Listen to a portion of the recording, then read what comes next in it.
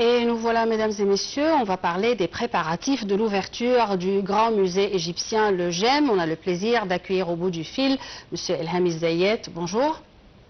Bonjour. Alors, en tant qu'expert en tourisme, ce musée est considéré comme musée vert et écologique. À quel point cette notion affecte l'afflux des touristes, surtout les jeunes? Il affecte certainement positivement l'afflux des touristes, soit jeunes, soit âgés. Oui. Maintenant, les verts, vous savez, autour du monde, sont des parties très importantes. Et tout le monde parle de l'environnement actuellement, à cause de la chaleur, à cause du froid, à cause du changement de température.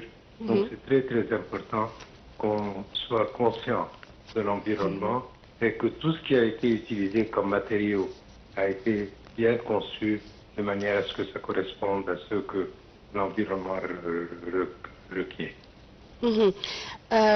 Est-ce que la signature des protocoles entre les ministères du tourisme, de l'environnement et des antiquités est réalisable à l'échelle internationale? Certainement, certainement.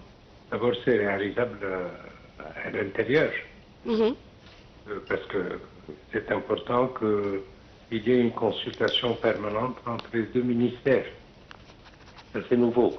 Et puis que à l'étranger, on sent que l'Égypte est à même de suivre le train actuel des développements actuels. C'est-à-dire que l'environnement est important et il faut prendre conscience de ça. Et c'est pas seulement dans les matériaux utilisés, mais aussi il y a une diffusion pour le peuple égyptien, pour comprendre ce que c'est que l'environnement.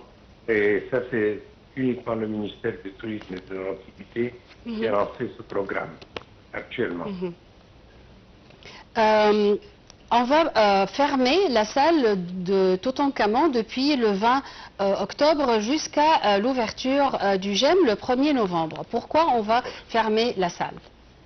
Parce qu'on va transporter les derniers trésors de Toutankhamon. Et il faut tenir compte qu'actuellement, il y avait à l'ancien musée, le musée du Caire, 156 pièces exposées seulement. Maintenant, il y aura 5560 pièces exposées au GEM. Donc ça vous montre la magnitude, combien c'est important de transporter tout ça délicatement et de manière à ne rien casser, bien sûr, et aussi de les placer là où il faut. Parce que la salle de Toutankhamon est très bien conçue, parce que elle est un peu, ce n'est pas une salle tout à fait éclairée, c'est ça ce qu'on va voir. Je ne veux pas gâcher la surprise, mais c'est une salle qui n'est pas bien éclairée. Et effectivement, pour que les gens aient une impression que ce soit touchant. Oui. D'accord, on ne va pas gâcher la surprise alors. Exactement. En tant qu'expert en tourisme, pour un touriste qui va passer 1 ou 2 nuits seulement au Caire, est-ce qu'il doit d'abord visiter le GEM ou bien l'ancien musée de Tahrir? C'est une très bonne question à laquelle il est très difficile de répondre. Le GEM, c'est nouveau. Tout ce qui est nouveau est attractif. Donc, les gens vont visiter le GEM. Mais ça dépend bien sûr de quel aéroport ils utilisent. Parce qu'actuellement, il y a un aéroport de Sphinx qui est à côté du GEM et qui permet aux gens d'arriver directement sur le lieu. Et ça permet une nouvelle sorte de visite, une visite de 2 jours peut-être, sans compter Luxor et Aswan. Ils peuvent visiter le GEM et ensuite continuer vers les pyramides, vers les Saqqara, les pyramides de Dahchour, la pyramide rouge, etc. Alors c'est une nouvelle visite, une nouvelle forme de visiter l'Égypte.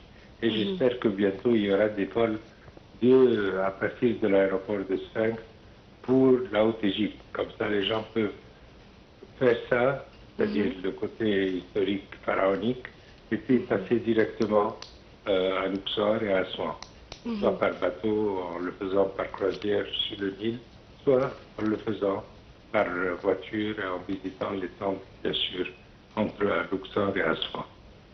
Et surtout maintenant, il faut tenir compte qu'il y a eu beaucoup d'aménagements à Esna. Esna, à côté de Luxor, à 60 km, il y a eu un développement extraordinaire. Oui. Et moi, je suis en train de voir comment pousser ça, pousser les clients à visiter Esna. Parce que dans le temps, on passait par Esna et on ne s'arrêtait pas avec les bateaux. Oui. Maintenant, avec tous les aménagements qu'il y a eu, et on essaie de lever le niveau de vie de la population d'Esna. Donc, on essaie de faire passer les groupes soit par la terre, c'est-à-dire qu'ils vont en voiture, soit ils vont par bateau et s'arrêtent après le barrage d'Esna. Oui. Alors, un petit dernier mot aux touristes qui vont visiter le GEM après le 1er novembre? Et après, oui, il y aura beaucoup de demandes d'ailleurs. Il y aura des demandes qui sont prêts à payer n'importe quel prix pour visiter même avant. Mais ça va être fermé. Et après que l'ouverture où il y aura les présidents et les rois, etc., il y a beaucoup de demandes pour que les gens viennent. Espérons pour le mieux. Toute l'Égypte, tout le monde s'attend à l'ouverture du GEM le 1er novembre. Monsieur Ilham Zayed, merci beaucoup pour vos éclaircissements.